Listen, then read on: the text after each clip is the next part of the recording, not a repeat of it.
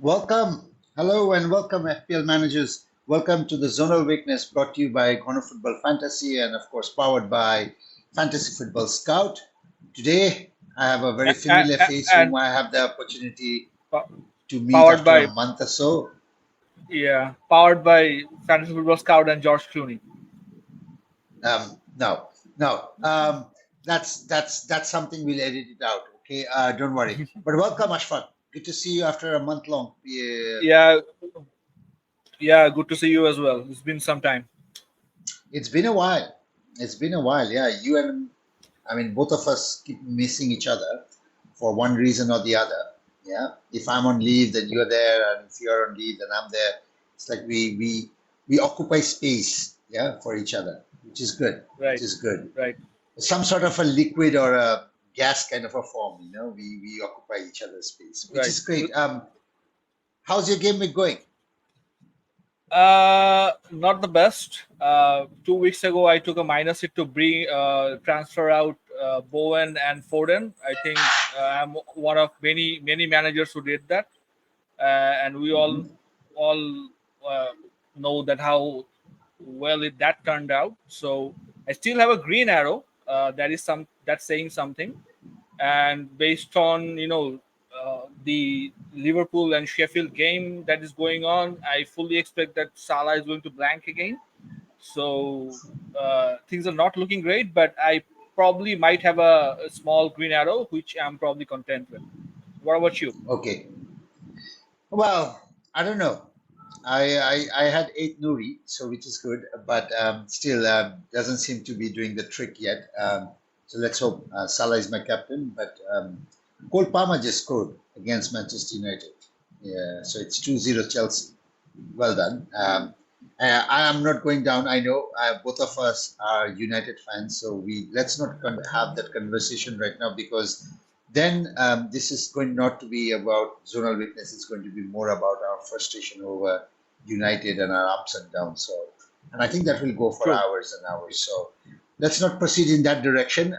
Let's focus on the zonal weakness. So here is the zonal weakness for game week 32, not 28. Somehow I had 28 resonating in back of my head. So yeah, it's game week 32. And of course, if you haven't followed, liked, or subscribed to our content, please do. And also, we are doing all the regular contents here on Facebook, Twitter, as well as on YouTube. So please do subscribe, and any support coming from you would be sincerely appreciated. And of course, all the data that you see, including the zonal data, comes from the Fantasy Football Scout members area. If you're interested in the membership, please click on the link in the description below and you'll get access to 20% discount. And then it would reveal to you wonderful, brilliant analytical pieces of articles, as well as thousands and thousands of data that you can analyze yourself. Also, predictions, player predictions that you can look at and then select. So it's an interesting and a very handy tool to play fantasy football. So if you're a buff, just go ahead, click in the link in the description. What are you waiting for? Right. Moving on. And here is the zonal table for game 32. What stands out, Ashfaq? So obviously, the if you look at the zonal weakness table here, so obviously the opponents are where the focus is. So Chelsea plays Sheffield. Sheffield has probably the weakest or the worst defense in the league right now. So as you can see from the right flank, the obvious choices are Modric and Sterling. From the central, this Jackson and Gallagher, and from the right, it's their right back Gusto and Palmer, of course. So Palmer is obviously a very popular pick with his price point and very high ownership.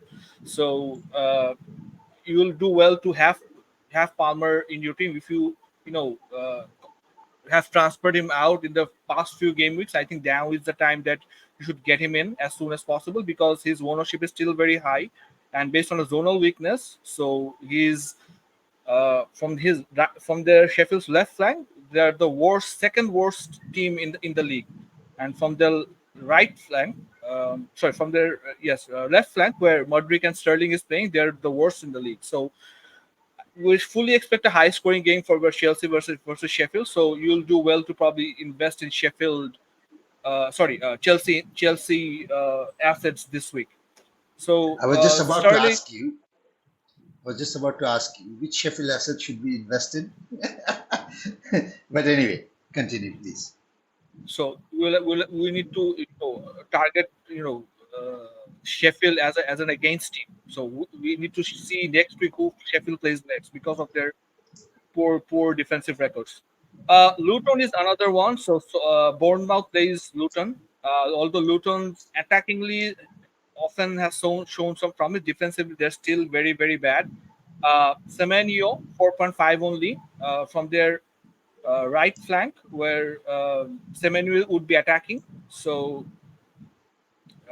Luton is currently the worst in the league. So again, at 4.5, you can't really go wrong there.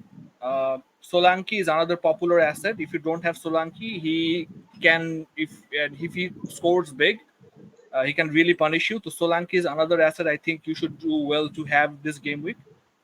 Tavernier from their left flank, Luton is the fifth worst in the league, which is still not very promising. But Tavernier, I don't think is a bit of a differential asset. So I think the main focus should be on Solanke and Semenyo anyway. Uh, Villa versus Brentford is another asset. So we don't know the right current update on Watkins here, whether Watkins plays or not. So if Watkins does play, then Watkins is another asset to consider because of his high ownership, and he's probably one of the highest scoring FPL assets in the league right now, probably the highest scoring asset if I'm not wrong. And Moreno and Digne, both great differential assets as well. Moreno especially, I think, has gone under the radar, and Villa, from their wing backs, I think are a very attacking team. So again, Moreno, if you can invest in him, then I think that he can be a great asset to consider as well. I'm not gonna discuss much about Newcastle, but Barnes and Gordon stands out here. Gordon is another popular asset. He was suspended in the midweek. I have Gordon, and I think based on his form, he's likely to come back into the starting lineup immediately. And as you can see, Fulham from the right flank, where Gordon operates as a left winger, is the third worst in the league based on the last 6 matches. So we fully expect another Gordon haul this week as well. Liverpool versus United. As we all know, unfortunately, me and Nadim Bhai have to concede that United defensively has not been solid this week. And from the center point, the center positions, they are the worst in the league. So that bodes well for Darwin and McAllister. Salah is a great asset to have as well. Salah again another high owned asset. I think his ownership is currently 22 or 23%. So if I think his ownership is likely to go up in the coming weeks. So Salah is another asset to consider as well. Luis Diaz, another great option because he's low owned. He's a great differential, and Liverpool's fixtures are still good on the horizon. So those are the things that I regarding those are the things that we are going to discuss on this slide. So moving on to the next slide. Not much to discuss here, but Wolves versus West Ham, I think, is one fixture that currently stands out. West Ham is not the best team defensively, as we all have seen in recent weeks, and from the center position, they are the fifth worst in the league based on the last 6 matches. So Cunha and João Gomez can be great assets to have. Cunha has come back from a long injury. We were not sure whether he starts the coming game weeks or not, but he made a cameo from the substitutes appearance and he came unscathed. So we fully expect Cunha to start against West Ham. And as we have seen throughout the season, that whenever Cunha plays, he has usually scored a few goals or scored the majority of goals for Wolves. So that's about the assets that we are going to discuss Mm. regarding the zonal weakness. So obviously, Chelsea assets and Liverpool assets stand out, as well as uh, Gordon and sorry, who did Luton play again? Yeah, Yeah, sorry, and Bournemouth. Bournemouth, obviously. So Bournemouth, because they're a very attacking team, and Luton having one of the lesser defenses, their defenses in the league are things I think are the teams that you should consider. Okay. Look, Moving on. Yeah, so this is here's a the team summer. of the week. So regarding the team of the week, I think you have all I've discussed most of the assets here. Uh, Mudryk, Gordon, Salah, Darwin, of course. Semenyo, yes. McAllister is a bit of a differential shout. He has shown a bit of form of late, so McAllister is another option to consider because he operates to the center, but nevertheless he's still a center midfielder or a box-to-box midfielder, if you will. So his point potential is lesser. Ayat Al Nouri is an interesting shout. I think people who have invested in him, like the shrewd host here, has gotten some good points from him. So that is something to consider as well. Gusto, as we have seen that the Sheffield is very weak from their left flank. So Gusto can give you a bit of a point haul as well. And we already discussed Moreno because Villa are very attacking through their wing backs as well. So that's about the game of the week, team of the week uh, for us Yeah. for Game Week Okay. 32. Let's move to the FPL challenge now, and let's see what the FPL challenge team of the week looks like based on the zonal weakness. And here it is. Over to you, Ashfaq. So FPL Challenge, as you all know, is a new game mode that Fantasy Premier League has introduced. Each and every week, you have sort of like an unlimited budget to pick from, and Not unlimited you every week. Not every yeah week unlimited budget. It's every week. I think yeah they'll give you the first game week was only unlimited. After right. that, I it's think they 100 yeah million. they yeah so based on that, there are other things to consider as well. So in regular FPL, I think you can only consider 3 players. Now you can consider 5 or 6, something like that. So there are other factors. So it's an interesting thing. So this is a new, interesting game mode that we are gonna discuss as well. Um, so obviously you can see the red teams are lining up here. That is because that this mode has an added advantage that if you're playing against a rival, then the points are going to be double. That is why we are focused on the Liverpool and United fixture next week, this week. Sorry, in the coming week. So any points that Liverpool or United assets will score will be doubled automatically. So that is why there is a load of United and Liverpool assets to consider here. Yeah, and Salah, that's the McAllister, challenge. right, That's the and challenge for this week. Salah, McAllister, and Darwin.